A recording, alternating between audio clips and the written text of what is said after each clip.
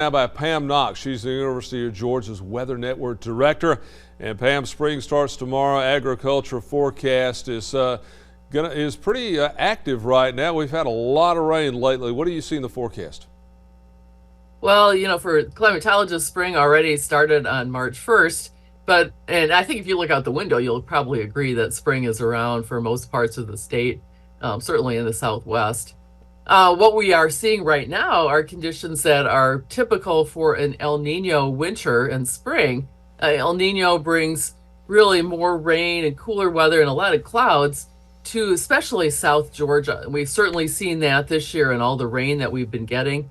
El Nino is starting to decay. You can see the signs that it's going to go away pretty rapidly. So I expect that those lingering effects will probably go away really by early June, if not earlier. And so we expect to go back into probably more drier conditions, probably a little more variable conditions too, just because we're not going to have that driving influence of the climate. But what we will see as we go on, and as El Nino goes to neutral conditions, it is then expected to flip to the opposite phase, which is La Nina, which is associated with cooler than normal temperatures in the eastern Pacific Ocean.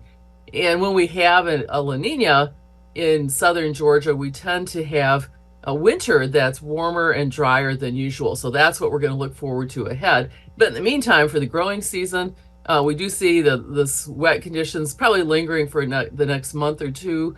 We'll go back into more variable conditions. I think overall the temperature this summer will be a little warmer than average. That's because we're in this period of rising temperatures across the globe, and we're certainly seeing that across Georgia as well. So we expect to see warmer than usual temperatures. We don't really know exactly how much warmer than usual they will be. That depends a lot on rainfall. And rainfall is really hard to predict in the summer because a lot of it depends on local weather influences. So if you're along the coast, it might be sea breezes. If you're farther inland, it might be these thunderstorm complexes that will develop over time. We don't get a lot of activity from fronts in the summer. There's an occasional front that goes through. The big question right now is the tropics, because when we are in a La Nina, the tropics are usually much more active than usual. So those are the two things I'm looking for. Next winter, I think, will be strongly under the influence of the La Nina, and that means that we're probably going to see a warmer and drier and sunnier winter next year. All right, good information. Thank you very much. Pam Knox, the University of Georgia's Weather Network director. Thank you.